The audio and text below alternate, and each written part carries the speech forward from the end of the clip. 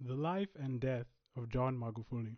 John Pombe Joseph Magufuli was the fifth president of Tanzania. He held the position from 2015 until his surprising death in early 2021. Magufuli had been, in his life and in his death, a very divisive figure. He had been seen by some as a passionate Pan-Africanist leader working towards developing Tanzania. However, to others he had been seen as a repressive leader, abusing his power to repress opposition candidates and a science denier who mishandled his country's response to the COVID-19 pandemic. Around the end of his life, John Magufuli was definitely a controversial figure, especially in the eyes of Western media due to the comments he had made about the COVID-19 pandemic. Now, John Magufuli had been born in 1959 to a poor family from northwestern Tanzania, near the shores of Lake Victoria. As a young man, he had been made to look after cattle, as well as selling milk and fish in order to help support his family. Despite his poor background, he was able to go to school and finish high school. He would then go on to receive a diploma in education science with a major in chemistry, mathematics, and education. He would go on to become a secondary school teacher teaching chemistry and mathematics. While working as a teacher, he would continue his studies. In addition to his diploma, Magufuli earned a Bachelor of Science degree in education, majoring in chemistry and mathematics as teaching subjects from the University of Dar es Salaam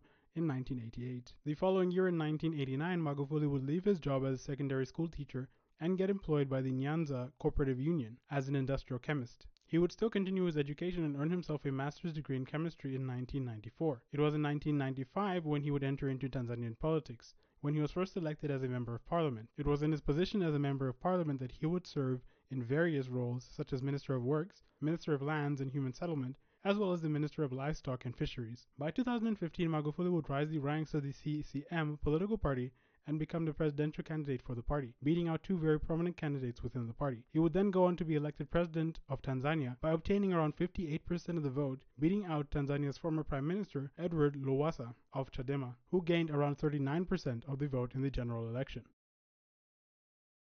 When elected president, at the top of Magufuli's aims was to drastically reduce the amount of money spent by the Tanzanian government, in order to rather spend the money on things that would be beneficial to Tanzanians, as well as reduce government corruption. Some of the measures taken by Magufuli included barring unnecessary travel by government officials, banning officials from flying first class and business class, and Magufuli's administration strongly discouraged lavish events and parties within government institutions. Government workers were made to travel around in cheaper vehicles, and Magufuli himself had his salary significantly reduced. He had also worked to reduce the size of Tanzania's government. His cabinet had been filled with only 19 ministers, lower than the normal number of around 30 ministers. Another example is when he reduced Tanzania's delegation for a tour of the Commonwealth from 50 people down to only 4. However, one of the most drastic measures that had been taken by Magufuli while in power was to suspend Tanzania's Independence Day celebrations in 2015. Instead, Magufuli put in place a national cleanup campaign aimed at reducing the spread of cholera within Tanzania, a campaign in which he would personally take part in.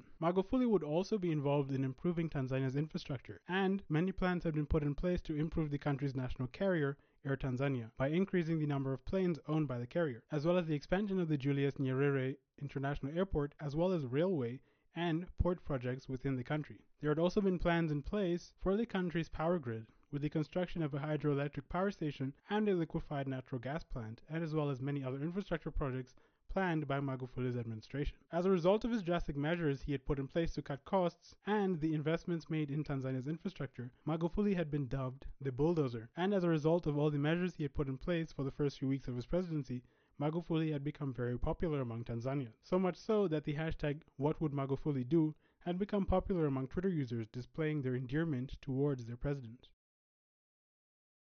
The term bulldozer had originally been in reference towards the infrastructure projects planned by Magufuli's administration, and his no-nonsense approach towards government.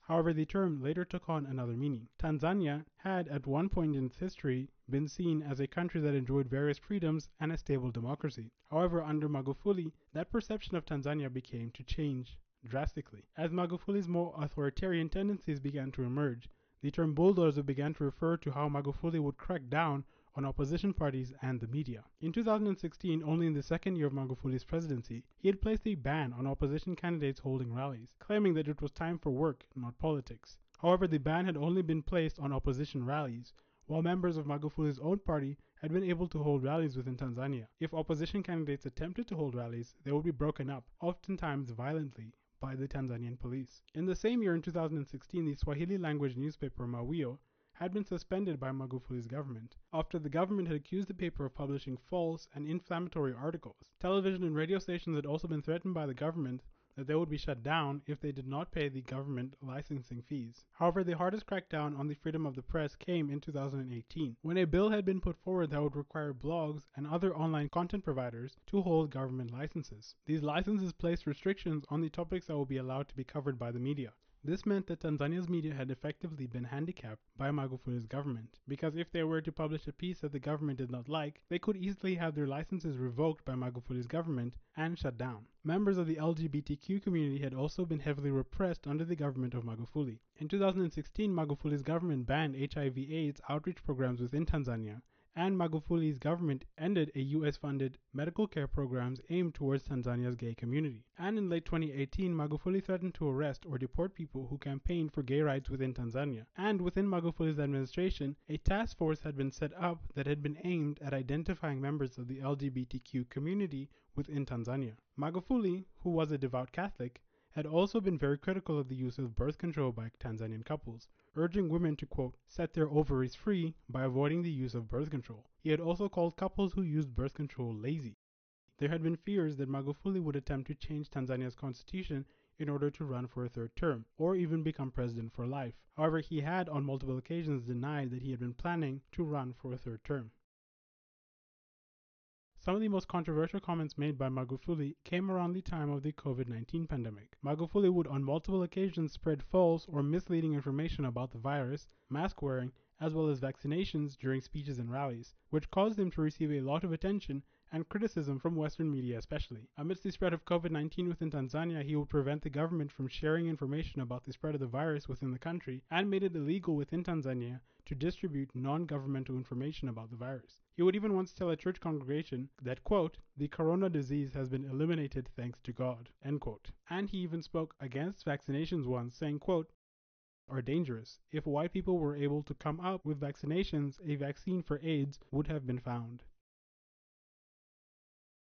The last time members of the public would ever see John Magufuli alive would be on the 27th of February 2021. As a result of his absence from the public, rumors began to spread that he had become seriously ill. This had not been the first time Magufuli had been out of public view for a period of time. Around 2 weeks after his last public appearance, a newspaper in neighboring Kenya had published an article that claimed that an African leader had been receiving treatment for COVID-19 in a hospital in Nairobi, Kenya's capital, which caused many to speculate that it was indeed Magufuli who was in Kenya receiving treatment. Magufuli's party, the CCM, had remained very tight-lipped on Magufuli's sudden disappearance, not revealing any information about Magufuli's whereabouts or whether it was true that he had been hospitalized as a result of a COVID-19 diagnosis. The article published by the Kenyan newspaper would be corroborated by Tundu Lissu, the leader of Tanzania's opposition party, who had come forward and claimed that it was indeed Magufuli that had been hospitalized and there had been plans to take him to a hospital in India to receive further treatment, according to information he had received from a source. Tundu Lissu would even go on to further claim that Magufuli had died on the 10th of March, but that the Tanzanian ruling party was refusing to inform the public about the death of the country's head of state.